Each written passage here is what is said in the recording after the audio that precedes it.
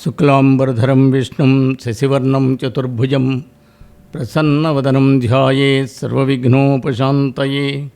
గురుర్బ్రహ్మా గురుర్విష్ణుః గురుర్దేవో మహేశ్వరః గురుస్సాక్షాత్ పరబ్రహ్మ తస్మై శ్రీగురవే నమః. వ్యాసం వసిష్ఠనప్తారం శక్తేః పౌత్రమకల్మషం పరాశరాత్మజం వందే సుఖతాతం తపోనిధిం. నారాయణం నమస్కృత్య నరం చైవ నరోత్తమం దేవీం సరస్వతీం వ్యాసం తతో జయముదీరయేత్. వసుదేవసుతం దేవం కంసచాణూరమర్దనం దేవకీ పరమానందం కృష్ణం వందే జగద్గురుం.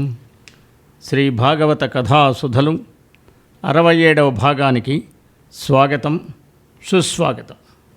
క్రిందటి భాగంలో ప్రహ్లాదుని యొక్క అచంచలమైన హరిభక్తి, ఆయన భావనాస్థితి, ఆయన తన్మయత్వంలో ఉండడం, ప్రహ్లాదుడు ఆ విష్ణుమూర్తిని గురించి యోచించే స్థితిలో ఉన్నప్పుడు ఇతర క్రియలు మాని విలపిస్తూ ఉండేవాడు. నిరంతరం హరిని ధ్యానిస్తూ ఉండేవాడు. ఒక్కొక్క చోట ఆ మహాత్ముని, ఆ మహానుభావుని, విష్ణుమూర్తిని మనసులో నిలుపుకొని ఉప్పొంగి పాడుతూ ఉంటాడు. విష్ణువు ఒక్కడే, ఇంతేసుమా, వేరొకటి లేదని ఒక చోట నవ్వుకుంటూ ఉంటాడు.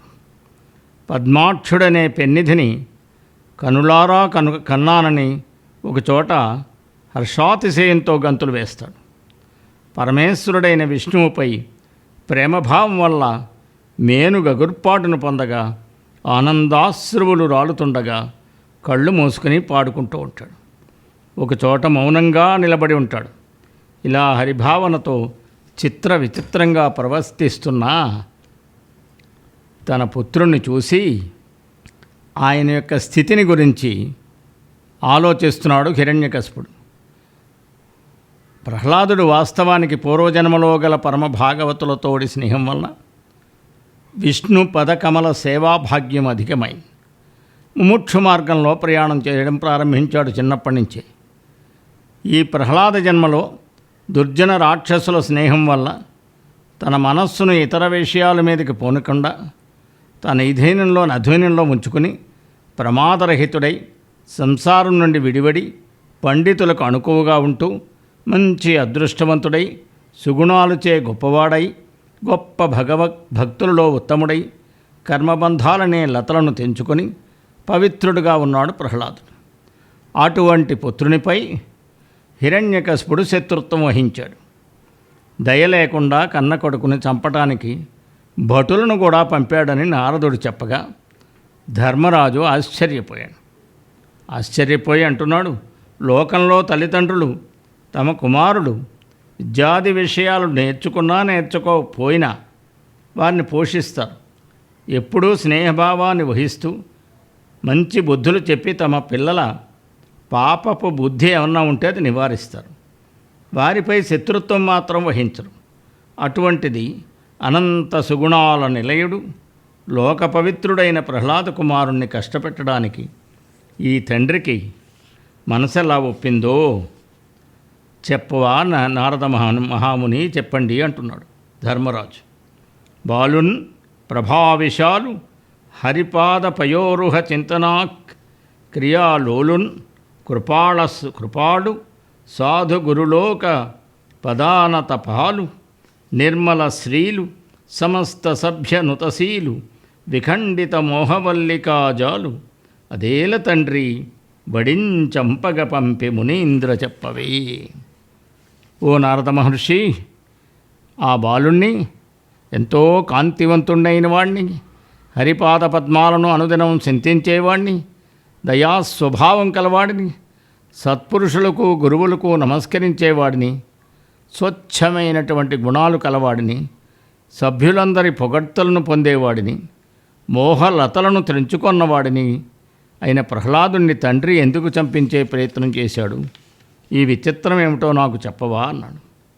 ఆ రాక్షసరాజు హిరణ్యకశిపుడు ఒకరోజు తన కుమారుని చూచి ఆలోచిస్తున్నాడు. ఆతృతతో ఈ ప్రహ్లాద కుమారుడు లభించిన రాక్షస రాజ్య పదవిపై ఆశ చూపట్లేదు. ఎల్లప్పుడూ మర్యాద తప్పక బలం లేని వారి వలె జడుని వలె నిశ్చైతన్యంగా రాక్షస బుద్ధి అనేది లేక ఎంతో సభ్యతతో ఉంటున్నాడు. వీడు విద్యాభ్యాసం వల్ల కానీ తీక్షణ బుద్ధి కాలేదని అనుకున్నాడు. అనుకుని అంటున్నాడు హిరణ్యకశిపుడు, చదువని వాడజ్ఞుండగు చదివిన సదసద్వివేక చతురత కలుగున్, చదువగవలయును జనులకు చదివించెద ఆర్యులొద్ద చదువుము తండ్రి అంటోంది భాగవతం. ఓ ప్రియకుమార ప్రహ్లాద, విద్య నేర్చుకోకపోతే అజ్ఞాని అవుతాడు. విద్య నేర్చినవాడు విచక్షణా జ్ఞానం ఉన్నవాడవుతాడు. అందుకే అందరూ తప్పక చదువుకొని తీరాలి. పెద్దల వద్ద నీకు విద్య నేర్పిస్తాను, బుద్ధిగా వెళ్ళి చదువుకో అంటున్నాడు హిరణ్యకశిపుడు. ఇది కేవలం ప్రహ్లాదుని ఉద్దేశించిన పద్యం కాదు. విద్య యొక్క ప్రయోజనాన్ని ఈ పద్యం ఎంతో గొప్పగా సూచిస్తోంది. ప్రహ్లాదునికే కాదు, ఇది సార్వకాలికమైనటువంటి బోధ. అందరూ చదువుకోవాలనే సామాజిక స్పృహ ఈ భాగవత పద్యంలో మనకి కనపడుతోంది. అలా పలికి ఆ అసురలోక పురోహితుండు భగవంతుడు అయిన శుక్రాచార్యుల యొక్క కొడుకులను ప్రచండ వితర్కులను చండామర్కులను రావించాడు. ఆ శుక్రాచార్యుల పిల్లలున్నారు, కొడుకులు, వాళ్ళని పిలిచాడు. చండు అమర్కుడు అని వాళ్ళని పిలిచి వారికి పూజ చేసి సత్కరించాడు హిరణ్యకశిపుడు. అప్పుడు అంటున్నాడు, అంధ ప్రక్రియ ఉన్నవాడు ప్రహ్లాదుని గురించి చెప్తున్నాడు. పలుకండు అస్మత్ ప్రతాపక్రియాగంధం వించుకలేదు, మీరు గురువుల్ కారుణ్య చిత్తుల్ మనోబంధుల్ మాన్యులు, మాకు పెద్దలు మమం పాటించి ఈ బాలకున్ గ్రంథంబుల్ చదివించి నీతి కుశలం కావించి రక్షింపరే. ఈ ప్రహ్లాదుడు నా కొడుకు. వాడు ఎప్పుడూ జడుల్లా ఉంటాడు, అజ్ఞానంతో ఉంటాడు. దేనికి సమాధానం చెప్పడం, నా ప్రతాపం ఏంటి, ఇటువంటిది కొంచెమైనా వీడికి అబ్బలేదు. మీరు మాకు గురుదేవులు, ఎంతో దయగలవారు. మీరు మాకు మనఃపూర్వకమైనటువంటి బంధువులు, మాన్యులు, పెద్దలు. మమ్మల్ని మన్నించి ఈ ప్రహ్లాదుని తీసుకెళ్ళి అనేక గ్రంథాలను చదివించి రాజనీతిజ్ఞునిగా చేసి మమ్మల్ని రక్షించండి అన్నాడు.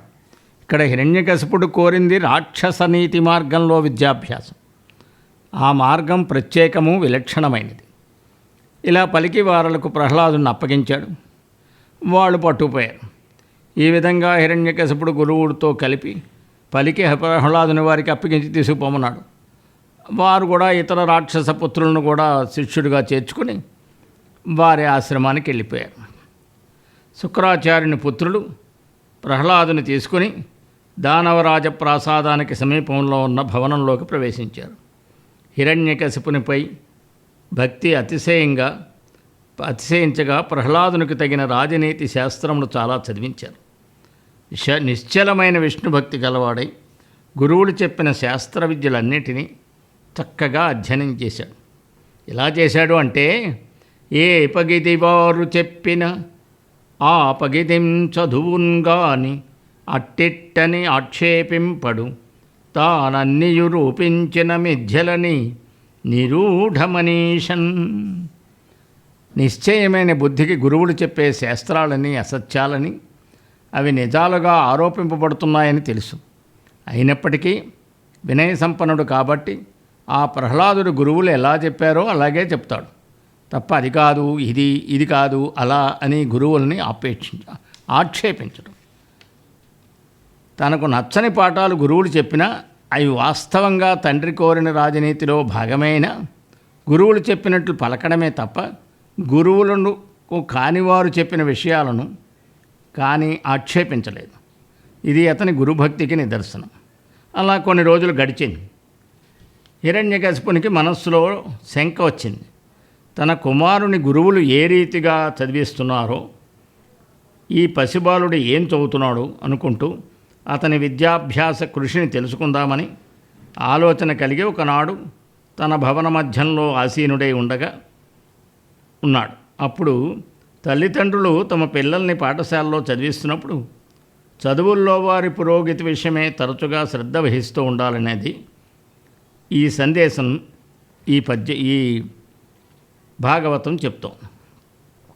అప్పుడు ఆ రాక్షస వంశశ్రేష్ఠుడైన హిరణ్యకశిపుడు సంసార సముద్రాన్ని దాటిన వాడిని, కామక్రోధలోభాది అరిషడ్వర్గాలను జయించిన వాడిని, విష్ణుపద ధ్యానమనే అమృతాన్ని నిరంతరము తాగటమే కఠోర వ్రతంగా కలవాడిని, పాపాలనే వృక్షాలు గల అరణ్యాన్ని ఖండించే గొడ్డలి వంటి వాడైన ప్రహ్లాదుని కుమారుణ్ణి తన వద్దకు రమ్మని పిలిచాడు. వాళ్ళు పిలిచారు. ప్రహ్లాదుడు వచ్చాడు తండ్రి వద్దకు. ఆ ప్రహ్లాద కుమారుడు వచ్చాడు.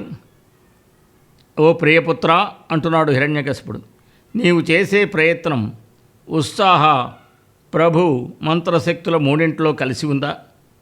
జ్ఞాన సంపన్నుడవైనావా? వేదాలు శాస్త్రాలు చదివేవా? ఇలా దగ్గరికి రా అని నిండైన వాత్సల్యంతో ప్రహ్లాదుని ఒడిలో చేర్చుకుని ఆసక్తితో హిరణ్యకశిపుడు అంటున్నాడు. ఏ కార్యం నిర్వహించడానికైనా ఏం కావాలంటే భాగవతం మనకు చెప్తోంది. హిరణ్యకశిపుడు ద్వారా చెప్తోంది. ఉత్సాహశక్తి ఉండాలి, ప్రభుశక్తి ఉండాలి, మంత్రశక్తి ఉండాలి. ఈ మూడు శక్తులు అవసరం. మొదట పనిచేయాలనే ఉత్సాహం కావాలి.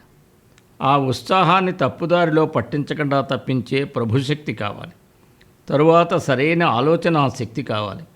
ఈ మూడు చక్కగా సమన్వయం చేసుకున్నప్పుడే ప్రయత్నం సఫలమవుతుంది.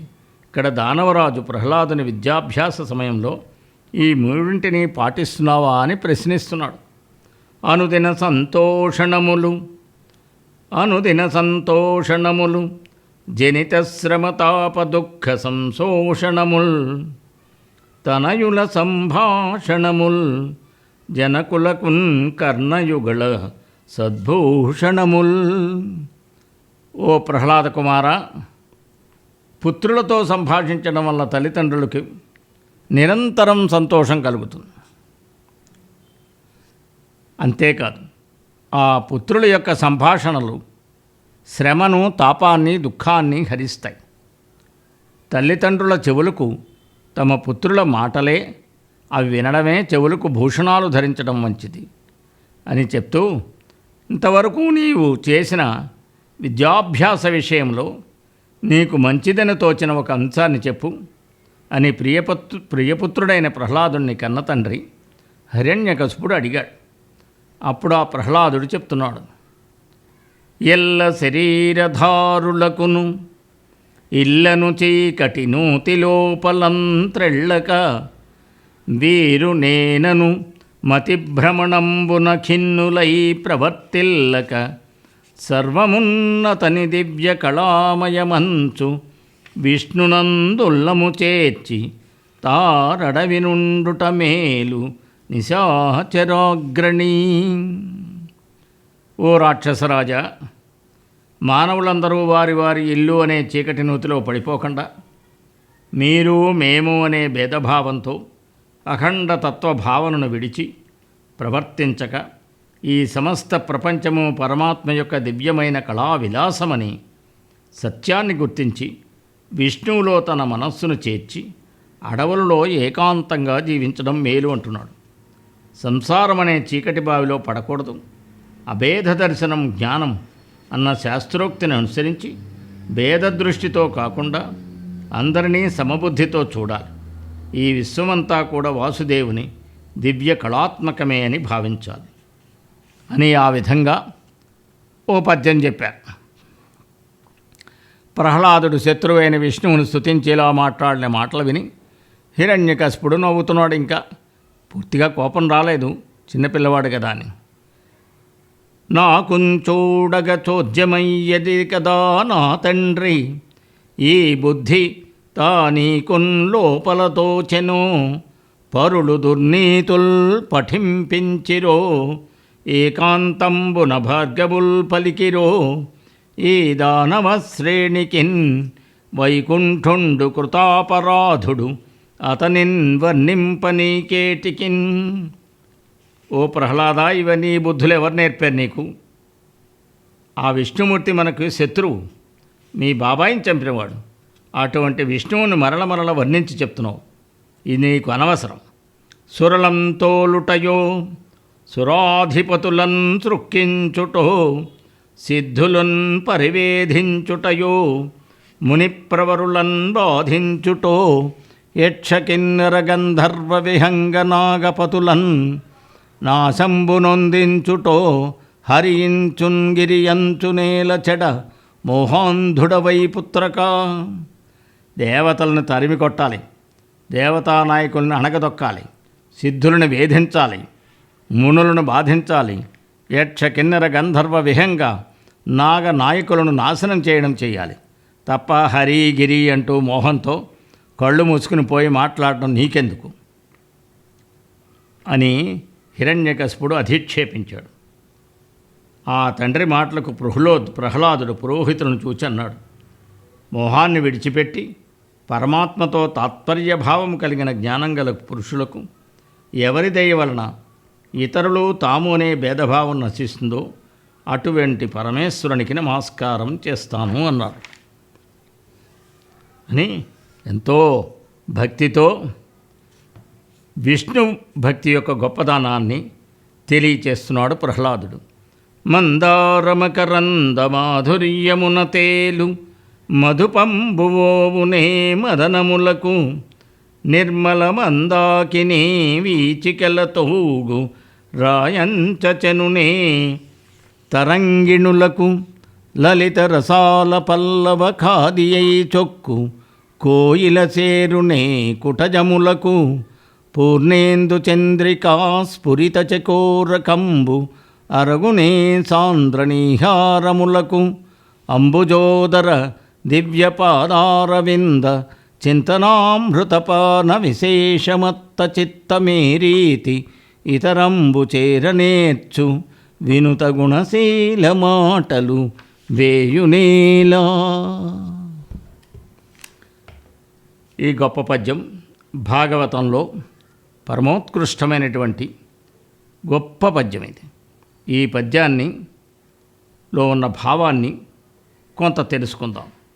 ఓ సుగుణ సంపన్న అంటున్నాడు తండ్రిని. మహానుభావ, 1000 మాటలు ఎందుకండి? మందారమకరందంలోని తీపిని అనుభవించే తుమ్మెద ఉమ్మెత్త పూల జోలికి వెడుతుందా? స్వచ్ఛమైన గంగా తరంగాలపై తూగాడే రాజహంస వాగులు వంకల వైపున పోతుందా? లలితంగా ఉండే తీపి మామిడి చిగుళ్ళు తిని గొంతు సవరించే కోయిల కొండమల్లెల వద్దకు వెళ్ళదు కదా. నిండు చందమామ వెన్నెలలో తిరుగాడే చికోరపక్షి మంచు వద్దకు చేరనే చేరదు. పద్మనాభుడైన విష్ణుమూర్తి పదపద్మ ధ్యానమనే అమృత పానం చేత విశేషంగా మదించిన మనస్సు ఐహిక విషయాలపై ఎలా చేరుతుంది చెప్పు? చేరనే చేరదు అని నిర్ద్వంద్వంగా ధైర్యంగా ప్రహ్లాదుడు తన తండ్రి అయిన హిరణ్యకశిపుడికి విష్ణు భక్తి యొక్క విశేషాన్ని తెలియచేస్తున్నాడు. మరికొన్ని అద్భుతమైన విషయాల్ని వచ్చే భాగాల్లో తెలుసుకుందాం. సర్వం కృష్ణార్పణమస్తు.